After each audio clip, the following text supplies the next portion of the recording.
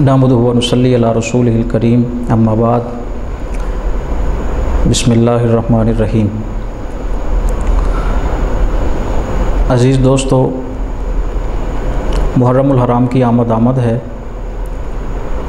اور ملک عزیز میں محرم الحرام کی آمد کے ساتھ ہی خوف، دہشت اور اس طرح کے لا اینڈ آرڈر کے بہت سارے مسائل محرم الحرام کی آمد کے ساتھ ہی پیدا ہو جاتے ہیں۔ میں سمجھتا ہوں کہ محرم الحرام کی آمد یا محرم الحرام کے مہینہ کو صرف اور صرف واقع کربلا کی طرف منسوب کرنا اور اس کو ایک افسانوی انداز کے ساتھ لوگوں کے سامنے پیش کرنا اور یہ باور کروانا کہ تاریخ اسلام میں صرف اور صرف ایک ہی قربانی ہوئی ہے کہ جو 10ویں محرم الحرام کو کربلا کے اندر اہل بیت سیدنا حسین رضی اللہ تعالیٰ عنہ کے اقتداء میں یا ان کی سالاری میں وہاں پہ تشریف لے گئے اور انہوں نے وہاں جا کر اسلام کے لیے قربانی دی۔ اگر ہم قربانی کے حوالے سے بات کریں تو سال کا کوئی ایسا مہینہ نہیں اور مہینے کا کوئی ایسا دن نہیں کہ جس دن کسی نہ کسی بہت بڑی عالم اسلام کی عظیم ہستی یا مقتدر شخصیت کا یوم وصال نہ ہو یا یوم وشہادت نہ ہو، لیکن بدقسمتی سے اہل سنت ہوں یا اہل تشیع ہوں، واقع کربلا کو ایک افسانوی انداز میں اس انداز میں پیش کیا جاتا ہے کہ ہم لوگ یہ بات سمجھنے پہ مجبور ہو جاتے ہیں کہ شاید تاریخ اسلام میں اس سے بڑی مظلومانہ شہادت کسی اور کی نہیں ہے، جبکہ آپ محرم الحرام سے کچھ دن پہلے 18 ذو الحج کو داماد رسول خلیفہ سوم ہم زلف علی سیدنا عثمان بن عفان رضی اللہ تعالیٰ عنہ کی المناک شہادت کا مدینہ منورہ کے اندر جو واقعہ پیش آیا، میں سمجھتا ہوں کہ اتنا بڑا عالم اسلام کا خلیفہ اور حکمران ہونے کے باوجود انہوں نے انتہائی صبر و تحمل اور استقامت کے ساتھ اپنی جان کو تو اسلام کے لیے قربان کر دیا، لیکن شہر رسول میں اور رسول اللہ صلی اللہ علیہ وسلم کے شہر میں خون بہانا، لڑائی جھگڑا، فتنہ اور فساد اس بات کو پسند نہیں کیا۔ میں یہ کر رہا تھا کہ ان کی شہادت کا المناک واقعہ یہ محرم الحرام سے چند دن پہلے کا ہے، لیکن ہمارے معاشرے کے اندر آج آپ دیکھیں کہ ہماری سب سے زیادہ خوشیاں، ہماری سب سے زیادہ شادیاں، ہماری سب سے زیادہ تقریبات، ہمارے سب سے زیادہ فنکشن اسی ذو الحج کے مہینے میں ہوتے ہیں، اور ہمیں اس بات کا قطعاً احساس نہیں ہوتا کہ آخر اس مہینہ کے اندر مدینہ میں سیدنا عثمان بن عفان رضی اللہ تعالیٰ عنہ کو اس مہینہ کی 18 تاریخ کو انتہائی بے دردی کے ساتھ شہید کر دیا گیا، اور صرف شہید نہیں بلکہ میں سمجھتا ہوں کہ 40 دن تک پیاسا رکھ کر کھانا بند کر دیا گیا، پانی بند کر دیا گیا، نماز پڑھنے کے لیے پابندی لگا دی گئی، جمعے پر پابندی لگا دی گئی۔ تو سیدنا عثمان بن عفان رضی اللہ تعالیٰ عنہ کی شہادت کیا سبق دیتی ہے، اور یہ محرم الحرام کا مہینہ ہمیں کیا سبق دیتا ہے کہ اسلام میں اول تو ان تہواروں اور ان دنوں کی قطعاً گنجائش نہیں ہے، لیکن ان شہداء کی سیرت ہمارے لیے مشعل راہ ہے، ہم ان کے نقش قدم پر چلیں، ان کی سیرت کو اپنے لیے مشعل راہ بنائیں، اور ان کے دیے ہوئے سبق کو آج دہرانے کی ضرورت ہے، اور ان کے دیے ہوئے سبق کو آج امت کے سامنے پیش کرنے کی ضرورت ہے۔ تو میں یہ کر رہا ہوں کہ محرم الحرام کو محض نواسہ رسول صلی اللہ علیہ وسلم کی قربانی کے ساتھ مخصوص کر کے اس کے اندر خوشیوں پہ، تقریبات پہ اور جائز الحلال چیزوں کو ممنوع قرار دینا یہ ایک بہت بڑی حماقت، جہالت اور آج کی ایجاد کردہ رسم ہے۔ جبکہ اگر ہم اس چیز کو لیں تو میں سمجھتا ہوں کہ اسلامی تاریخ کا کوئی ایسا مہینہ، کوئی ایسا دن نہیں ہے کہ جس دن کسی کی شہادت نہ ہوئی ہو یا کسی کی وفات واقع نہ ہوئی ہو۔ محرم الحرام میں جہاں اور بہت ساری مروجہ بدعات، رسومات لوگ کرتے ہیں، وہیں پر میں سمجھتا ہوں ایسے خود ساختہ طریقے، رسم و رواج جن کا شریعت سے، دین سے، اسلام سے، رسول اللہ صلی اللہ علیہ وسلم کے عمل سے اور صحابہ کرام، تابعین، ائمہ مجتہدین، خلفائے راشدین کے عمل سے دور دور کا بھی واسطہ نہیں ہے۔ بے تعداد، لا تعداد، بے شمار ایسے طریقے آج ہمارے معاشرے کے اندر رائج ہیں۔ جہاں تک خوشی یہ شادی یا نکاح کی بات ہے، میں عرض کر چکا ہوں اسلام ہمیں کبھی قطعاً اس بات کی اجازت نہیں دیتا کہ ہم کسی دن کو کسی کی شہادت یا وفات کے ساتھ مخصوص کر کے اس کے اندر سوگ منائیں۔ دوسرا، محرم الحرام میں اکثر لوگ قبرستان جاتے ہیں، قبروں کا رخ کرتے ہیں، پیاروں کی قبروں پہ جا کے وہاں پر درختوں کے پتے، خوشبوئیں، دالیں، مختلف چیزیں، میں سمجھتا ہوں کہ ان چیزوں کے لے جانے اور قبرستان میں جا کر ان چیزوں کا وہاں پہ استعمال، اس کا مرنے والے کو کیا فائدہ ہے؟ نہ یہ اللہ کے نبی صلی اللہ علیہ وسلم کا فرمان، نہ حضور علیہ الصلوۃ والسلام کا عمل، نہ حضرات صحابہ کرام رضوان اللہ تعالیٰ علیہ مجمعین کی تعلیمات، نہ اہل بیت اطہار میں سے کسی کی تعلیمات۔ کسی کے متعلق یہ نہیں کہا جا سکتا کہ ان کی سیرت یا ان کی سوانے سے یہ باتیں ثابت ہیں۔ آج ایک غلط جو ذہن دیا جاتا ہے وہ یہ ہے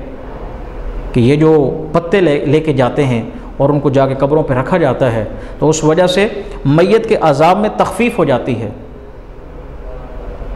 تو علماء کرام نے اس بات کی تصریح اس انداز میں فرمائی ہے کہ اس درختوں کے پتے رکھنے سے قبر والے کو کوئی اس کا فائدہ نہیں ہوتا، بلکہ رسول اللہ صلی اللہ علیہ وسلم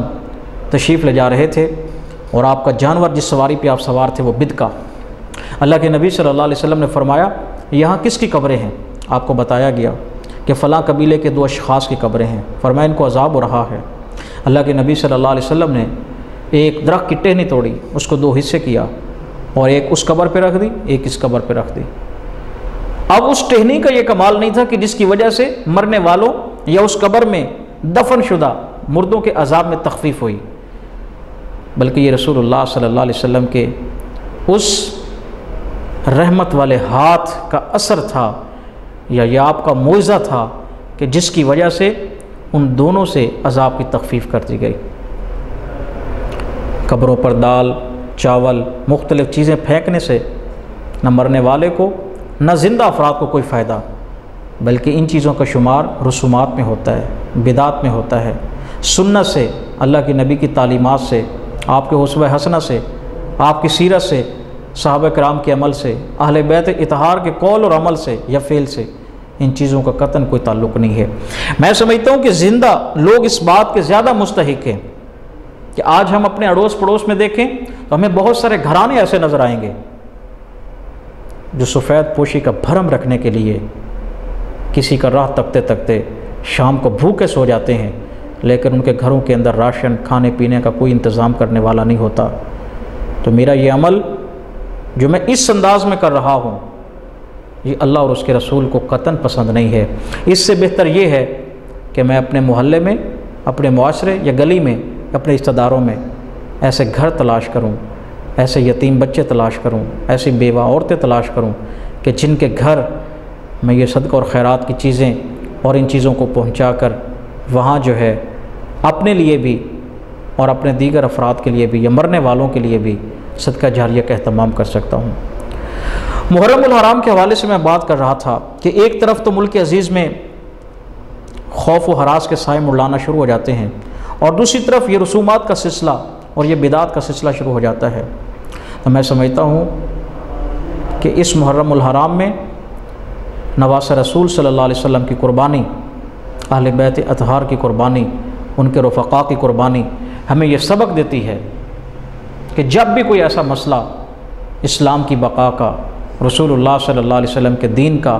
اللہ کے نبی صلی اللہ علیہ وسلم کے لگائے ہوئے اسلام کے اس پودے کی بقا کا آئے تو اس وقت کفر کے سامنے، باطل کے سامنے سیسا پلائی ہوئی دیوار بن جانا چاہیے، ڈٹ جانا چاہیے۔ اور نواسہ رسول صلی اللہ علیہ وسلم کی شہادت ہمیں یہ پیغام دیتی ہے کہ ہم کسی بھی وقت کے یزید کے ہاتھ میں اپنا ہاتھ نہ دیں، بلکہ اسلام کے لیے اور اسلامی اصولوں کے لیے ہم ڈٹ جائیں اور وقت کے فرعونوں اور وقت کے یزیدوں کی آنکھوں میں آنکھیں ڈال کے بات کریں۔ تو نواسہ رسول صلی اللہ علیہ وسلم کی شہادت ہو یا یکم محرم الحرام سیدنا فاروق اعظم رضی اللہ تعالیٰ عنہ کی شہادت ہو،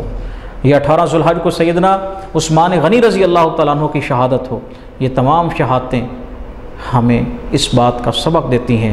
کہ صحابہ کرام رضوان اللہ تعالیٰ علیہ مجمعین اور اہل بیت اطہار رضوان اللہ تعالیٰ علیہ مجمعین یہ باہم شیر و شکر تھے۔ سال کا آغاز بھی قربانی سے ہو رہا ہے اور سال کی انتہا بھی قربانی پہ ہو رہی ہے۔ یہ ایک تسلسل ہے، لازوال تسلسل ہے قربانیوں کا، اور اسلام کے اس شجر کو انہی لوگوں کے خون نے تقویت دی جو آج ایک قداور درخت بنا ہوا ہے۔ میں سمجھتا ہوں ہمیں اس محرم الحرام میں باہمی بھائی چارہ، آپس میں ایک دوسرے کے ساتھ جو ہے وہ ایک ایسا جو ہے وہ اختیار کرنا چاہیے کہ جس سے نہ صرف یہ کہ صحابہ کرام رضوان اللہ تعالیٰ علیہ مجمعین اور اہل بیت اطہار کے درمیان رشتہ داریاں، ان کی محبتیں، مودتیں اور قرابتیں بیان کرنی چاہیے، اور لوگوں کے سامنے ان کی یہ رشتہ داریاں اور ان کے یہ تعلقات بیان کرنے چاہیے، اور لوگوں کو بتانا چاہیے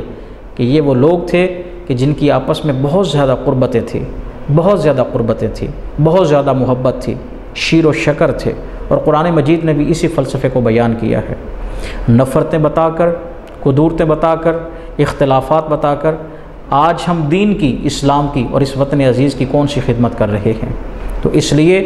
کا محرم الحرام سیدنا فاروق اعظم رضی اللہ تعالیٰ عنہ کی شہادت ہو، اور 10 محرم کو نواسہ رسول صلی اللہ علیہ وسلم کی شہادت ہو، یہ عشرہ فاروق و حسین کے نام سے منانا چاہیے۔ میرا اہل سنت والجماعت کے نوجوانوں کے نام یہی پیغام ہے کہ وہ جہاں بھی ہیں اس عشرہ کو عشرہ فاروق و حسین کے نام سے منائیں، اور سیدنا فاروق اعظم رضی اللہ تعالیٰ عنہ اور نواسہ رسول صلی اللہ علیہ وسلم کی آپس کی رشتہ داریاں، تعلقات، محبتیں، مودتیں، اس کے ذکر کو عام کریں، اور جہاں کہیں بھی مدح اصحاب رسول صلی اللہ علیہ وسلم کے محافل، مجالس، تقاریب، میٹنگیں اور سیمینارز، جہاں بھی ایسے پروگرام ہیں ان پروگراموں کو بھرپور انداز میں کامیاب کریں۔ مدح صحابہ کے لیے ملک بھر میں اہل سنت والجماعت کی طرف سے جہاں کی ریلیاں نکالی جا رہی ہیں، سیمینارز کا انعقاد کیا جا رہا ہے، تمام کارکنان وہاں پہ جا کر باقاعدہ ان پروگراموں کو، ان ریلیوں کو کامیاب بنائیں، تاکہ ہم ان لوگوں میں شمار ہو سکیں کہ جو نہ صرف یہ کہ اصحاب رسول صلی اللہ علیہ وسلم کے ساتھ بلکہ اہل بیت رضوان اللہ تعالیٰ علیہ مجمعین کے ساتھ بھی محبت کا دعویٰ کرتے ہیں۔ اور ہمارا یہ محبت کا دعویٰ خالی نہیں ہے، بلکہ ہم اصحاب رسول صلی اللہ علیہ وسلم کو اگر اپنی ایک آنکھ سمجھتے ہیں تو اہل بیت کو ہم اپنی دوسری آنکھ سمجھتے ہیں۔ اصحاب رسول کی محبت کے بغیر بھی ہم اپنا ایمان ادھورا سمجھتے ہیں، اور اہل بیت کی محبت کے بغیر بھی ہم اپنا ایمان ادھورا سمجھتے ہیں۔ اہل بیت کی محبت بھی ہمارے ایمان کا حصہ، اصحاب رسول کی محبت بھی ہمارے ایمان کا حصہ۔ یہ دو عظیم الشان قربانیاں اس مہینے کے اندر ہمیں یہی سبق دے رہی ہیں، اور اس سبق سے ہمیں سبق حاصل کرنا چاہیے۔ اللہ ہمارا حامی و ناصر ہو۔ وآخر دعوانا ان الحمد للہ رب العالمین۔